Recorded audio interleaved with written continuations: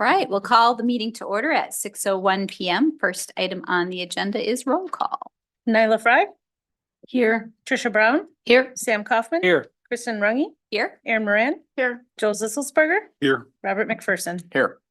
Next item on the agenda is confirmation of open meeting compliance. I can confirm that the draft agenda was published in the Waunakee Tribune on 6/14. The final agenda was posted in all three official posting locations on 6/12 and 6/13. And the final agenda and packet were made available online on 6/13.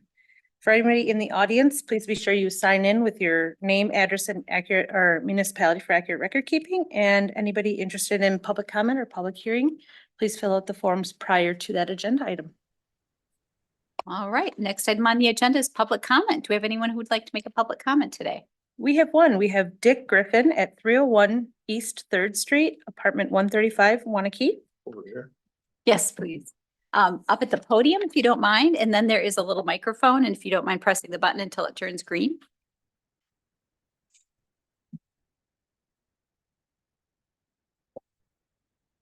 Okay, looking for the guest picture of Jack Daniels, not here. No. I'm very, very fortunate in that I live at Cannery Row, across the street from the Village Center. And it's a great service facility. It really is. And for all the residents of Waunakee and the surrounding area. The senior center located there is really super nice. But the hours are somewhat limited. They close at 4 PM on weekdays, and they're not open on Saturdays or Sundays. And it kind of limits the use of the really fine facility, senior facility. Statistically, the senior population is growing, and many have lost a spouse. Being able to socialize is almost a necessity for seniors. The center is a perfect facility for older folks who meet and kind of limit their loneliness by socializing with others at the center. By extending the center's afternoon and evening hours, and that would be approximately 32 hours a week. And it's very similar to the fitness center hours. The Waunakee seniors would receive a nice needed service. And I think it's something that with that type of facility, it is extremely nice. And being closed every day, Monday through Friday at 4 o'clock in the afternoon, and then being closed in the weekends makes it difficult for a growing population of seniors. And I'm not a human resources person, but I do attend some functions there, and I'm almost there every day at the fitness center trying to stay in shape. And I noticed that there is quite a few employees that staff the senior center. And I'm sure that probably adding another 32 hours somehow, some way they can fit it into their schedule. But again, that's up to this board to make that sort of decisions. Thank you for your time. Thanks very much. We appreciate you taking the time to come and talk to us. All right. Is there anyone online? We do have a couple folks in attendance, it looks like online, and if they wish to make a public comment other than the items listed for public hearing, now would be the time to do so. Please click raise hand if you'd like to make a comment, and if you're participating by phone, I believe it's *9. *9 would raise your hand if you're participating by phone. So we have just a moment.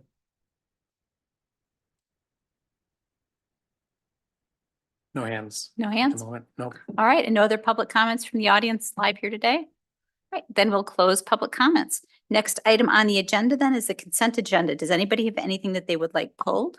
Number 6, please. Number 6, all right. And other than that, is there anything else? Seeing nothing? I'll move to approve the remaining items on the consent agenda. All right, do we have a second? All right, all in favor, please say aye. Aye, opposed, motion carries. And item number 6, approve amplified music permit for Waunakee Chamber of Commerce for WaunaBoom. Yeah, this one is pretty straightforward. I wanted to start with kind of a broader comment, I guess. We have a lot of amplified music permits that come through for later hours, 11 PM, 12:30, whatever it might be. I'm not inclined to hold up any of those, but I do want people to know that, you know, if they are residents that are in those areas and they do have a concern about those hours, this is really the place to show up and let us know that. So that was the main part. Second part on here is for WaunaBoom, the request is until 10 PM. I just want to kind of modify the motion on this a little bit. So I guess the motion that I will make is to approve the amplified music permit for WaunaBoom on July 4th with the ending time of 10 PM or the end of the fireworks display, whichever is later. Thank you. Yeah. I believe the music will end at 9:40, fireworks at 9:45. Yep. Yeah. And Just want to make sure we're covered one way or the absolutely. other. Okay. All right.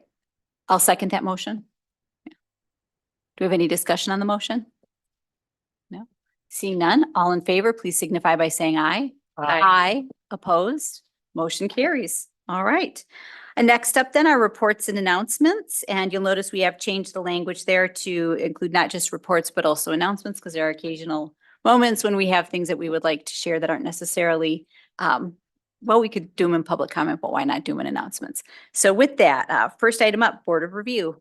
And I can be the one for that. There was no objections this year. It was a pretty quiet year.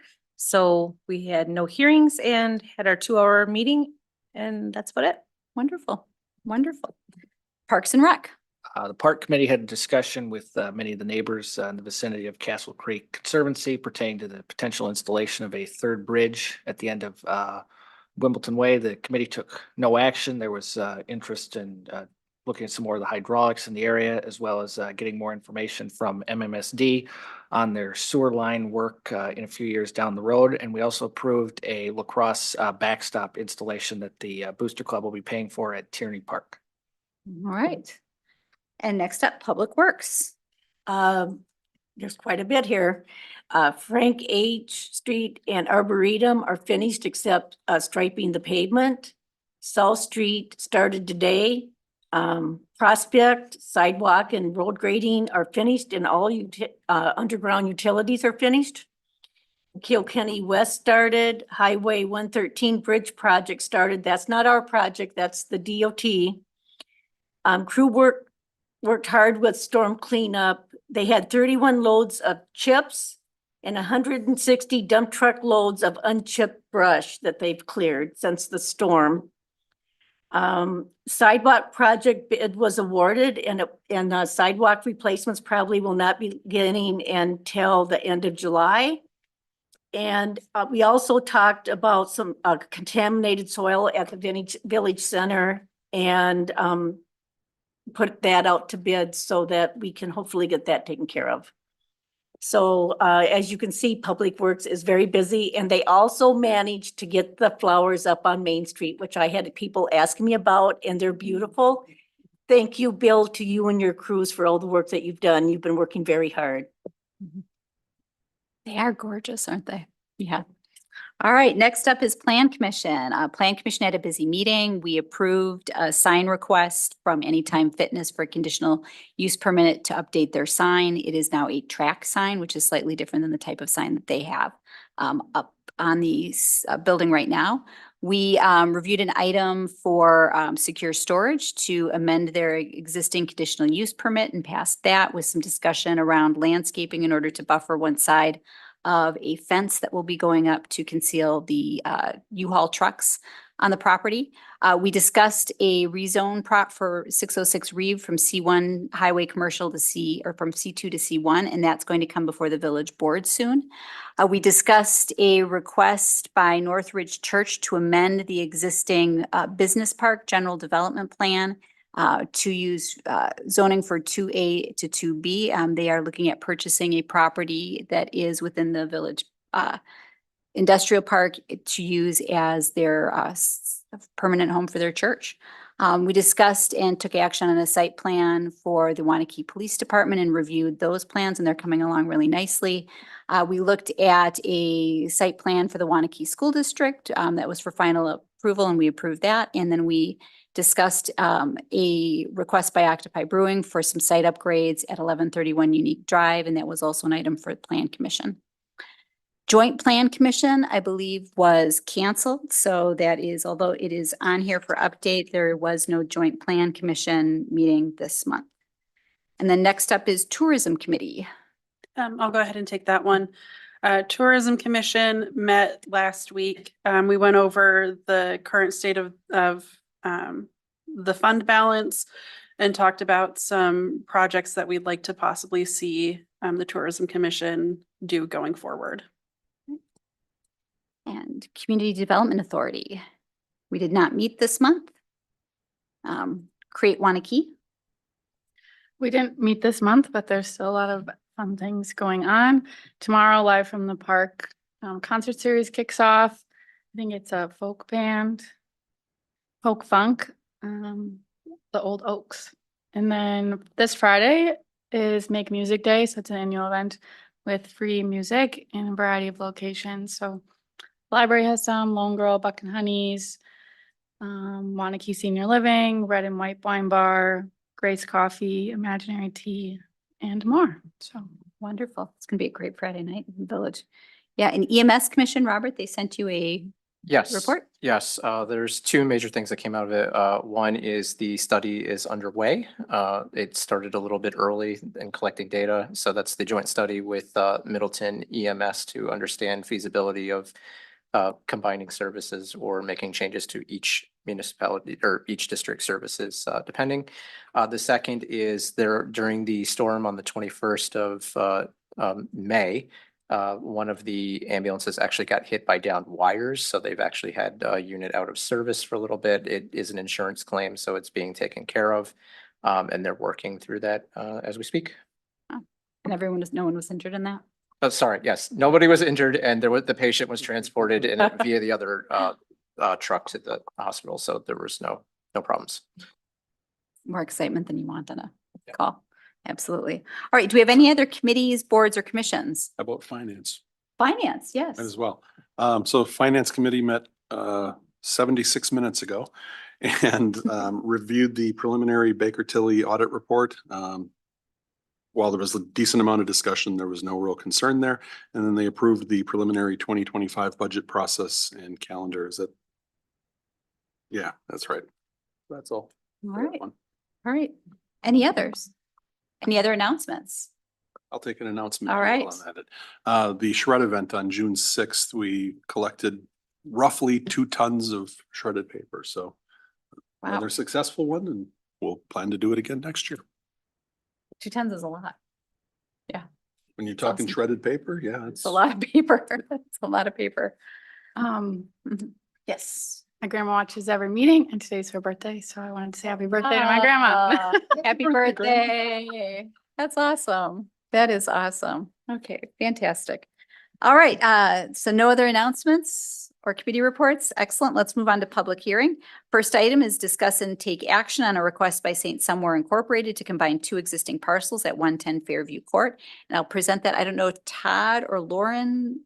For Just a reminder presentation, and to then we'll go to those- public hearing. Sorry, just a Pardon? reminder to those who are attending on Zoom, if you do wish to make comments during either public hearing, please click raise hand or press *9 and we'll bring you in the order in which your hands are raised.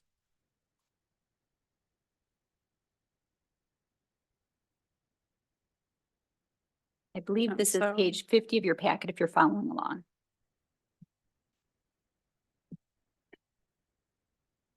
So this was something that came before Plan Commission last month. The house at 110 Fairview Court is currently sitting on 2 parcels. And the garage is a non-conforming structure sitting too close to the shared lot line. So in order to rectify the lot issue, the owner is requesting to combine the parcels into a single lot. This went through Plan Commission with no concerns. All right. With that, let us open the public hearing at 6:17 PM. Do we have anybody here that would like to make a comment on this item? Do we have anyone online that would like to? No make a hands comment? raised at the moment. All right. Second and last call for any public comment. Seeing none, we'll close the public hearing at 6:17 PM. All right, with that, we'll open it up to the board. Does anybody have any questions about it? Nyla? Tricia? Sam? Aaron? Joe? Nope. Robert? Just one, it's zone C1, excuse me, zone C1D, it's a house? Is that what that is? Yes, but rather than try to rezone 2 parcels, if they did want to go through with the rezone, the first step would be to combine the 2 parcels. But that's it's a legacy thing that I'm not sure exactly when or how that happened, but that's the correct zoning. Okay. Just stuck out as weird, that's all. All right, with that, I'll make a motion to recommend that the village board approve the certified survey map from Saint Somewhere, combining 2 existing parcels at 110 Fairview Court into a single lot. And I just motion to approve. I don't think it's you guys, so you're not recommending, you're just Oh. approving it. I'm just approving. All right, I move to approve. Yep. I'll second that. All right, all those any discussion on the motion? All those in favor? Aye. Opposed? Motion carries. Was a really good reader there, literal word for word. Yes. Second item on the agenda, discuss and take action to approve update on park fees. And let's have Sue, do you mind present, pardon? Yeah, Oh, so go basically ahead. what this is it's our annual update that we do for park impact fees for any sort of new development that we have here in the village. While our cost per standard acre of our various parks did increase this year, it was outpaced by our growth, so the fees going down slightly this time. Excellent. All right. And Sue, did you want to present anything? No? All right. With that, let's open the public hearing at 6:19 PM. Does anybody here present have a comment they'd like to make? All right. Do we have anybody online who would like to make a comment on this? No? No one online. All right, second and final call for comments for public hearing on park fees. All right, seeing none, we'll close the public hearing at 6:19 PM. And with that, does anyone have any questions? Robert? No. Joe? So I see that it's actually going down this year. I think it's not that it never goes down, but it goes down on occasion. Is there value in allowing that to happen, or would we be better off leaving it in the same place for another year and knowing that a year from now, it's likely going back up? So the board has power to make any decision you want to on this matter. I would say over the course of time, it has always been our practice to just let the math speak for itself. That way, on years when maybe the fee goes up higher than anticipated, we always can step back to say we are following the process set forth by our consulting firm. So it has gone down in the past a bit. We do anticipate that next year, with the addition of the Centennial Park Playscape into that calculation, that most likely the fee for 2025 will be heading back up again. Aaron? No questions. Sam? Tricia? Nope. Nyla? Nope. All right, do we have a motion? I will move to approve the 2024 park impact fees as presented by staff. I'll second it. All right, any discussion on the motion? Seeing none, all in favor? Aye. Opposed? Motion carries. All right, thank you very much. All right, first item on the agenda, discuss and take action on original alcohol beverage license application for Centenario Restaurant LLC, doing business as Centenario Restaurant. So this is obviously a new restaurant going in, so this didn't go through the renewal process for you. It's gonna be at 107 Baker and it's a new, I don't know what else you want to know about it besides it's a new restaurant. Any questions does anyone have? Nyla, do you have any questions or comments? Robert? No. Tricia? Joe? I'm sorry. I assume the rest of whatever has to happen for them to create this restaurant has all been taken care of. Life is grand, and this is kind of a final step, right? Yep, so before it even went on to the agenda for tonight, we had to make sure with the building inspectors that they were close to getting occupancy. Okay. And they confirmed that they're very close to having temporary occupancy with just a few, they're waiting on a few products to come through for like door exits and such. So everything else is checked out, health, safety. Okay, perfect. Thank you. Sam? Erin? No, excited to try it. All right. Do we have a motion? I'll move we approve granting an original alcohol beverage retail license for Centenario Restaurant LLC, agent Osmar Gonzalez, doing business as Centenario Restaurant located at 107 Baker Street for July 1st, 2024 to June 30th, 2025, upon meeting all contingencies. Do we have a second? I'll second that. All right. Any discussion on the motion? Seeing none, all in favor? Aye. Opposed? Motion carries. All right, next item on the agenda, discuss and take action on original cigarette, tobacco, and electronic vaping device retail license for Centeno and Horner Group LLC, doing business as Paradise Plus. And this is just recap from the last meeting when you did all the renewals for the tobacco license. Those are new for state approved. They have to come through the village board. And so this is they specifically are coming because they have vapes that they sell. So that has to now go through a tobacco, cigarette, and electronic vaping device licensing process. And they have had all backgrounds and checks done as well. All right, thank you very much. So what questions do we have? Erin? No questions. Sam? Joe? This is not new product for them or anything. This is just taking care of the license piece, right? Yep, and Okay. it's just because the law changed to now include electronic vaping devices that they. Okay. Tricia? Robert? No. Nyla? No. All right, do we have a motion?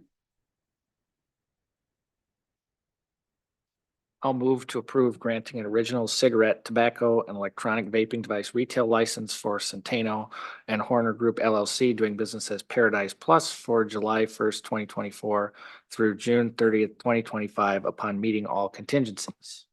Do we have a second? I'll second that one too. All right, any discussion on the motion? Seeing none, all in favor? Aye. Opposed? Motion. Abstain. Okay, Actually, I'd change to abstain as well. all right, motion carries.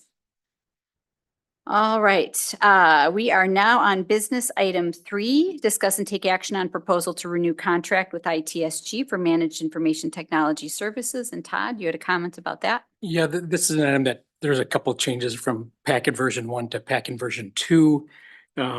And we actually as staff want to have the chance to double check a few of the terms before we bring this back. So we'd like to suggest that this item be addressed at a subsequent meeting. All right, and do we need a motion for that, Brian? Or can we just leave it? I mean, if anybody opposes that, but in the past, whenever this has come up, we've essentially just done it by consent and nodding of heads. All right. The nodding of heads. If All we right. go Official action. Let the record show there is Thank you. unanimous nodding of heads. All right, item number 4, discuss and take action on proposal from Gordon Flesch to purchase a new copier for Village Hall. And I'm gonna guess Carla? No, Todd? Jared? All right. If you could just bear with me, Emma. Oh, I'm gonna take those off. That's incredibly distracting. I just gotta bring up the packet or the agenda item real quick here. Thank you. just so I have the exact numbers in front of me. So our lease for our copier here at Village Hall is up this August. We have historically operated on a 5-year lease with dollar buyout. Not atypical for municipal copier contracts. In discussing with Renee, however, we are recommending that we move forward with purchasing the device when this lease is up. And then what we've done in the past is we've moved whatever device we've had here, we moved to Village Hall, I'm sorry, the Village Center, excuse me, for the rest of its useful remaining life. The reason we want to go with purchasing it outright as opposed to lease is one, it's quite a bit cheaper over the course of the term of the lease. Over 5 years, we'd be saving about $4,000 or 36%. And to my understanding from an accounting perspective, it's much cleaner on Renee's end as well. So I have a preference from an IT end just because I think it's cheaper and it makes more sense to treat as a capital product. And it's easier as well from an accounting side. Included in the packet was the quote that we received from Gordon Flesch for a few different machines. There was a 40-page, a 50-page, 60 and 70-page per minute machine. We currently have a 70-page per minute machine. In my opinion, it is overkill. And I think a 50-page per minute machine is perfectly sufficient. Does not affect scanning speed. That's always the same. That's kind of our biggest concern here. We do far more scanning than we do printing. As an alternative, if you were willing to spend about $1,200 more for the 60-page per minute machine, there would be on rare occasions where we would benefit from that, but ultimately I do not think that's worth it. At the end of the day, I think a 50-page per minute machine is perfectly sufficient. So we're recommending and asking for approval to purchase that one. All right. Thank you. Any questions? Nyla? Trisha? Sam? Aaron? Joe? If we were to lease, I assume that does not include any sort of consumables in that contract? So we always have a separate contract for service on it, regardless of if we lease or purchase it. So we will have a separate contract, same one as we do now. That's the column you see in the packet where it's got the page, the price per page. So the black and white versus the color price. We essentially pay per copy printed, and that covers all consumable materials except for staples. So that covers the toner, that covers maintenance. It does not cover paper as well. I should clarify that. So we pay for the paper and the staples to collate them, but we do not then pay for the toner. Okay. And those costs are the same whether we lease or purchase, correct? Correct. Yes. The service, that second column there, that service contract price, those are the same regardless of if we purchase or lease. Okay. Thank you. All right, Robert. So there's a like addendum page on the last section there about fax services. Is that because you're intentionally not getting the version with the fax machine? Correct. So I'm glad you brought that up. So we currently have a separate fax machine and therefore a separate fax line. It does not work super well, and we're looking at alternatives, and we had asked them to present some ideas for us. And there were two options. One was to include a fax board on the machine itself. So we'd have to maintain our fax line that we pay TDS for, or we could go to a cloud-based solution.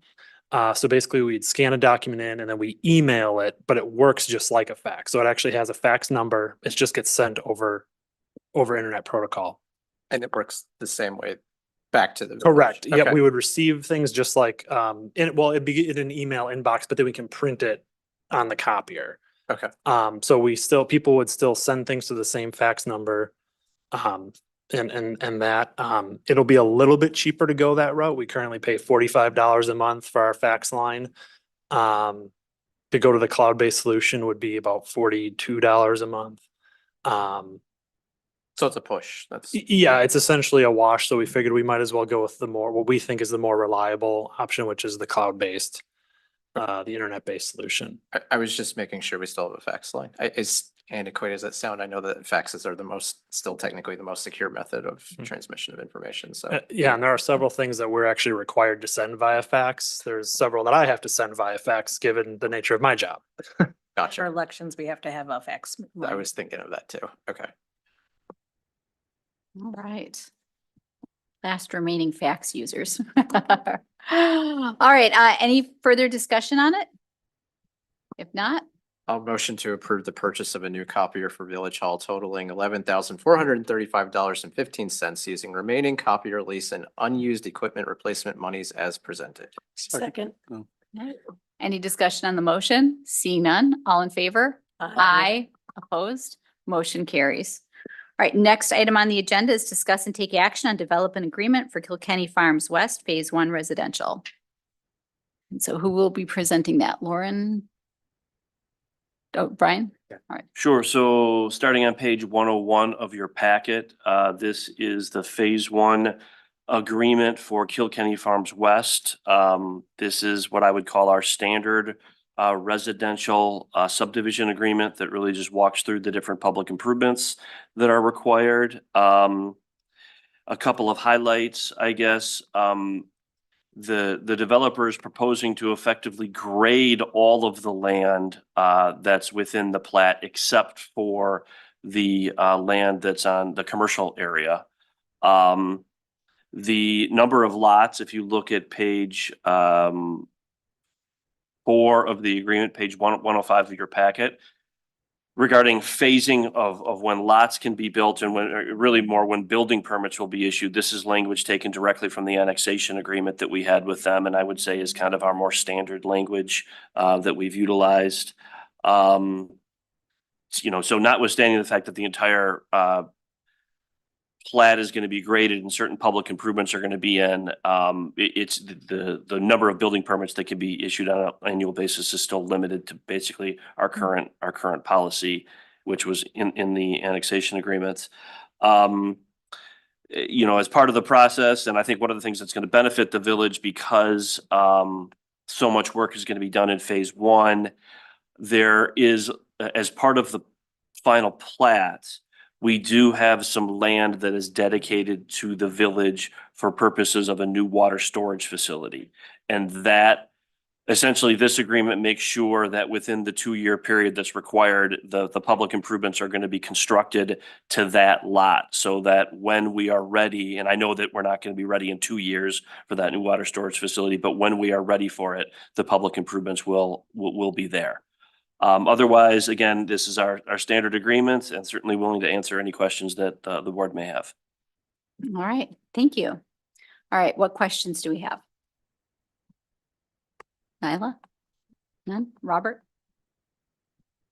More curious than maybe that would impact this specifically, but going back to the phasing and the limitation, is that 60 number derived from our self-imposed limit on the number of single families we want built within a year?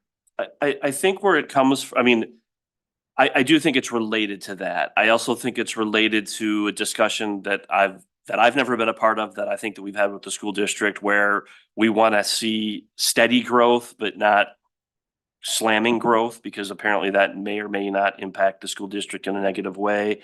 It's also, I mean, I can tell you that this language was in the annexation agreement that we had with Viridian.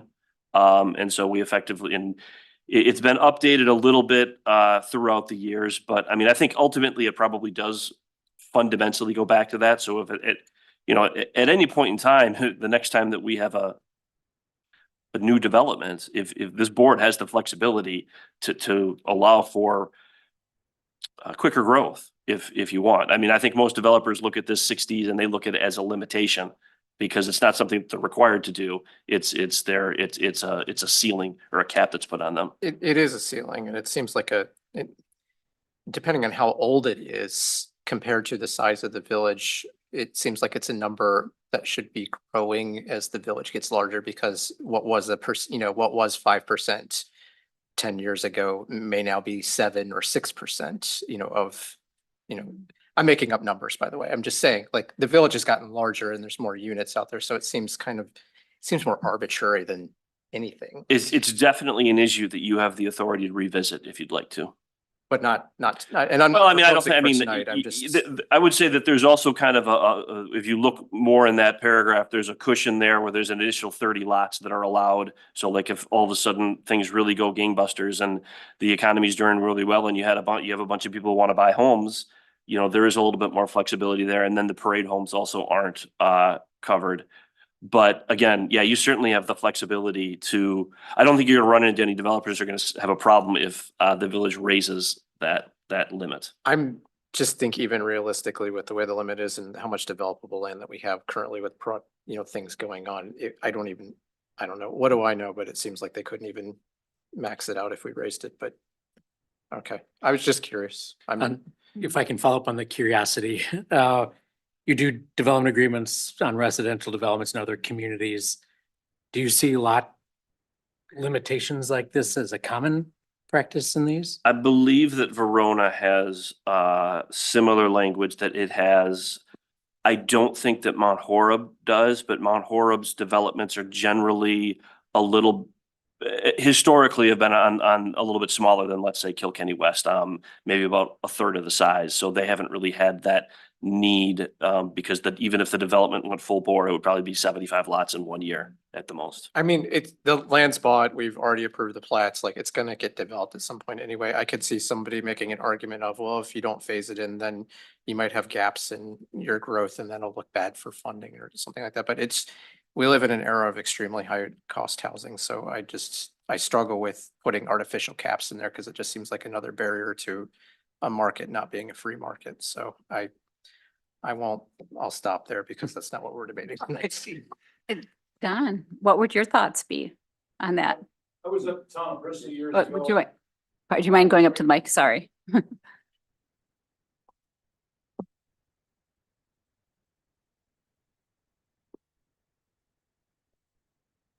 Is it on? Yep. Okay. I was at the town of Bristol. We've got a development there, and this came up as a big topic, the quota. And I remember telling the board that the economy will take care of that quota. In other words, when we were in Southbridge, when the economy was shot, we were doing a lot of things to help builders alive. We gave them incentives. In the Blue Ridge edition, things had really tanked and Waunakee kept going. So my thought is that if you got a quota and it goes and somebody has a few more lots, it'll balance out in time when the economy goes up and down. It'll take care of itself. Thanks. I'm saying it would be wise if we told the town of Bristol, when the market is hot. I'll give you an example. There's been a lot of discussion on affordable housing. When we bought Kilkenny Farms from a large development, when the bank called and we had the option to pick up that large piece of property, it was roughly, we were really going good about 2017. Families could come in and buy a lot in the $80,000 range, build a beautiful 3-car garage, 1,800 square foot ranch. Some of these houses were under $400,000. And the interest rate at 2.7%, their monthly payment was $1,550, $1,560 a month. And right now, if you go to Centenario, there's a company came in and built 40 acres of rental product and no basements, 1,550 square feet. The rent per month, if you have a cat, the extra $60, $2,460 a month rent. So because we were going in 2016, 17, 18 in Kilkenny, there's a lot of families really got I think a pretty good deal on affordable housing. So the key is it's good to have some product when the opportunity is favorable for the buyer. All right. Thank you. So, thank you. All right, Trisha. My question is actually similar to that. I was curious, just for clarification, on if that 60 was limited to just this development agreement or prior developments that may be under that rate for the unused. It's limited to allotments. this development. Okay. All right, Joe, Nothing. Sam? Aaron? No. No? All right, so if we were to entertain removing, would we need to do that now or could we do that at a future time or? I would suggest that, if you want to remove it, you can remove it right now. I mean, I would. Yeah. I don't think, I mean, I think staff might want to have the ability, it is part of an annexation agreement. It's pulled and it's put in here. Yeah. I think we would like to have the opportunity to discuss with you the impact of that because Mhm. quite frankly, if you're going to pull it for one developer, you have to pull it for all. And so it would, in my opinion, it might be a decision that's being made. And I'm not even sure if Robert is suggesting to pull it for this agreement. Actually, I Um, was going to ask that we have it on a future meeting agenda to Mhm. discuss the annual limit and, things like this. I agree with that. Yeah. Just to have the conversation, not say that we would take action, but Yeah. I would But agree to with answer the question, if at a subsequent meeting, the board decides, you know what, this doesn't make sense anymore, you always have the ability to pull it from any existing agreement that you have right now. I mean, it's in the Viridian agreement, I can tell you, to the extent that there are other existing developments out there, I would feel pretty comfortable that it's in there. But if you decided that it's something that you don't want to have out there anymore, I mean, I think it would make more sense to have that discussion at a subsequent meeting, and then you could just amend all the agreements if that's the direction you want to go. All right. Thank you. Thank you for the comment, Don. Thank you for the good questions, Robert. So any other questions that we've got? No, I'll seeing make a none. motion. Excellent. I'll move to approve the development agreement, Kilkenny Farms West, Phase 1 residential. I'll second. Any discussion on the motion? All those in favor? Aye. Aye. Opposed? Any abstentions? Motion carries.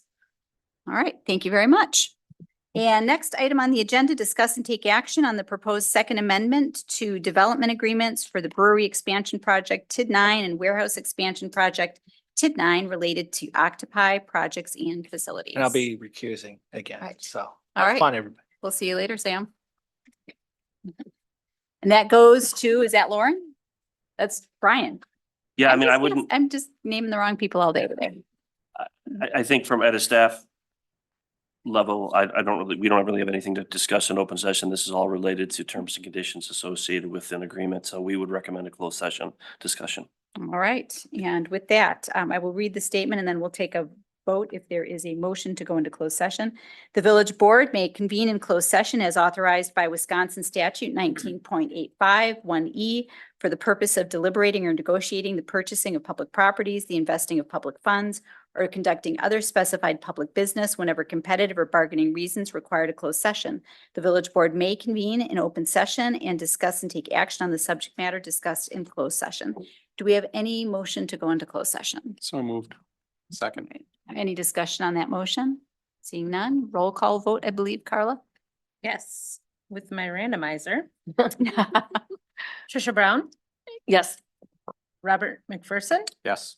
Nyla Fry, Yes. Kristen Rungy, Yes. Aaron Moran, Yes. Joel Zisselsberger. Yes.